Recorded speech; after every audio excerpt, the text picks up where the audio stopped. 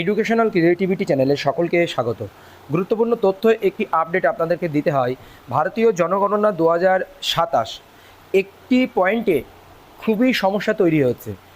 যে পয়েন্ট হলো census building number এবং হাউস নাম্বার, খুব বিতর্ক তৈরি হচ্ছে। আরেকটি রিপিট অপশান এবং যে নতুন অপশান, পুনরাবৃত্তি এবং নতুন অপশান যদি বাংলায় বলি, এই অ্যাপসে কিন্তু এই পয়েন্টটা নিয়ে খুব বিতর্ক হচ্ছে এবং খুব সমস্যা তৈরি হচ্ছে। তো এই যে জায়গাটা আপনাদের একটু সমাধান করব যে কিভাবে আপনারা সেন্সাস হাউস নম্বর, বিল্ডিং নাম্বার এবং রিপিট বা নিউ বাটন ইউজ করবেন। তো চলুন আমরা পুরো বিষয়টি একটু দেখে নিই। আমরা যদি এখানে আসি, একটা জিনিস দেখতে পাবো, এই 42 নম্বর বা 43 নম্বর এই পাতাতে আসি, তাহলে আমরা গৃহতালিকা প্রস্তুতকরণ ও গৃহ গণনার প্রশ্নাবলী পূরণের জন্য বিস্তারিত নির্দেশ রয়েছে, যেটি হচ্ছে লাইন নাম্বার।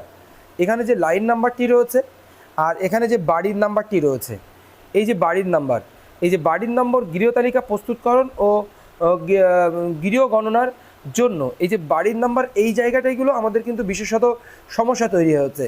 তো এখানে একটা জিনিস দেখুন, এই যে লাইন নাম্বারের জায়গাটায় আপনাকে যদি নিয়ে আসি, লাইন নাম্বার আর যে অপশান পুনরাবৃত্তি অপশান এবং নতুন অপশান, আর এখানে আরেকটি অপশান রয়েছে যেটা হলো লাইন নাম্বার, বাড়ির নাম্বার ও পৌরসভা স্থানীয় প্রশাসনের দেওয়া নাম্বার অথবা সেন্সাস নাম্বার।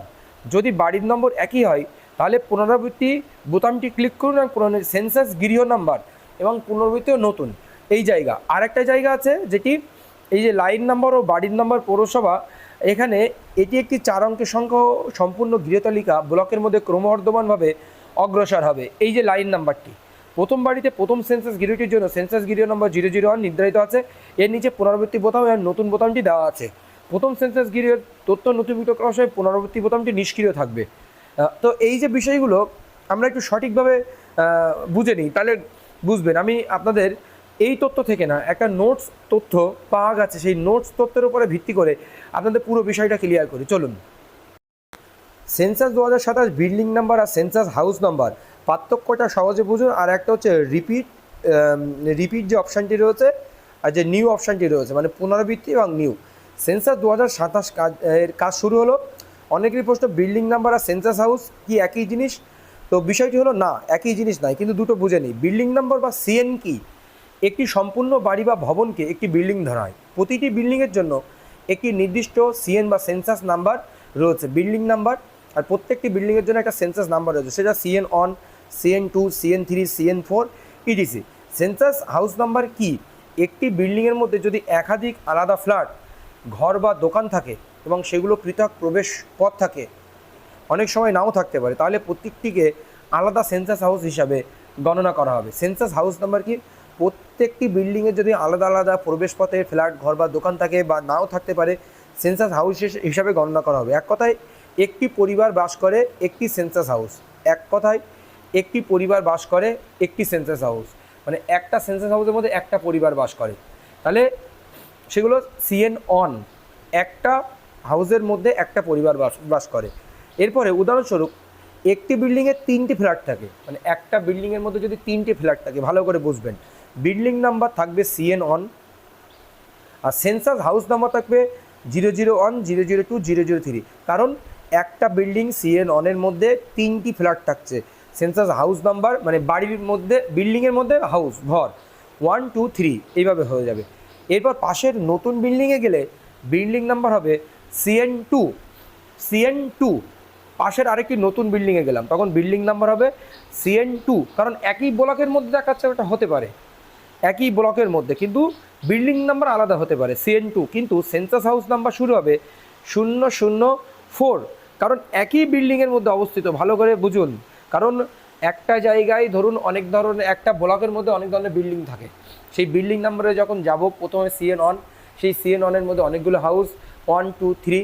এবার পাশে আর একটা বিল্ডিং রয়েছে, তার বিল্ডিং নাম্বারটা দেখাচ্ছে অন্য, তখন সেন্সাসের ক্ষেত্রে CN2 হবে, কিন্তু সেন্সাস হাউস নাম্বার হয়ে যাবে 1, 2, 3, 4 এইভাবে, আবার 4 হয়ে যাবে। কারণ ওটা আপনি ওই একই ব্লকের মধ্যে কাজ করছেন বা একই বিল্ডিংয়ের মধ্যে কাজ করছেন, এই ঘর টু ওই ঘর, হয় না শহরাঞ্চলের ফ্ল্যাটগুলো? অর্থাৎ সেন্সাস হাউস নাম্বার পুরো এলাকা জুড়ে ধারাবাহিকভাবে চলতে থাকবে। নতুন বিল্ডিং পেলেই আবার 001 থেকে শুরু হবে না। ভালো করে বলেন, তাহলে হাউস ঘুরছে। এই নতুন বিল্ডিং পেলে কিন্তু আবার 001 শুরু হচ্ছে না, কারণ যেই হাউস পাচ্ছে তখন আবার 001, 2, 3, 4 এইভাবে কিন্তু শুরু হচ্ছে। নতুনভাবে নতুন বিল্ডিং পেলেও কিন্তু শুরু হবে না। অ্যাপে তথ্য তোলার সময় লাইন নাম্বার অ্যাপ নিজেই তৈরি করবে, লাইন নাম্বার অ্যাপের নিজের তৈরি করা থাকবে। বিল্ডিং নাম্বার সিএন তথ্য সংগ্রহকারীকে দিতে হবে। সেন্সাস হাউস নাম্বার অ্যাপ নিজেই ধারাবাহিকভাবে তৈরি করবে, সেন্সাস হাউস নাম্বার ধারাবাহিকভাবে তৈরি করে নেবে। রিপিট বাটন কেন? এবার রিপিট বাটনটি কেন এসেছে? একই বিল্ডিংয়ের একাধিক সেন্সাস হাউস থাকলে বারবার বিল্ডিং নাম্বার লিখতে হবে না।